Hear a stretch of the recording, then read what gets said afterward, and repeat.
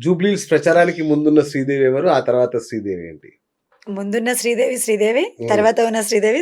కాదుగా దానికి ముందు స్టార్, మెగాస్టార్ ఇట్లాంటి బిరుదులొచ్చినట్టున్నాయిగా?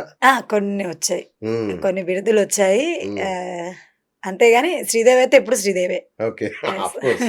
నైస్. మీ నవ్వు, ఆ స్మైల్ బహుశా అదే అనుకుంటా. యెస్. మీకు ఆ సెట్ ఆ రోజు ఏంటి ఆ స్టెప్ ఎట్లా అది ప్రాక్టీస్ రెగ్యులర్‌గా చేస్తుంటారా మీరు? లేదు. అంటే కింద కార్యకర్తలను చూసి అలా చేయాల్సొచ్చింది. అచ్చా! వాళ్ళు చేసే స్టెప్ మీరేసారు. నేను వాళ్ళకి వచ్చేలాగా అంటే మేము చేసేసాము. హ్మ్. ఆర్టిస్ట్ యాస్ ఏ కళాకారులుగా మా ప్రోగ్రామ్ అయిపోయింది. ఓకే. సో, లాస్ట్ 5 మినిట్స్‌లో కింద కొంత పెద్దవాళ్ళున్నారనమాట. సో, మా స్టెప్స్ వాళ్ళు చేయలేరు కాబట్టి వాళ్ళకి వచ్చే విధంగా చేద్దామని అలా చేశాను. అచ్చచ్చచ్చా! అది ఓహ్! ఓకే. ఈ విధంగా నాకు పేరు తెచ్చిపెట్టింది. అయితే మీరు పాట కూడా పాడుతున్నారు స్పష్టంగా. అంటే ఆ యెస్. లిరిక్ ఎట్లా ఉందో అలా ఆ ఫీల్‌తో యెస్. అసలు మామూలుగా చేయట్లా. అది ఎట్లా మీరు ముందే ప్రాక్టీస్ చేసారా ఇవన్నీ?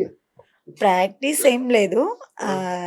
అంటే వింటున్నాను కాబట్టి నోటెడ్ అయింది సాంగ్. మేము అట్లా 100 సార్లు విన్నాం. మాకసలు మళ్ళీ, మళ్ళీ గుర్తు కూడా రాదు.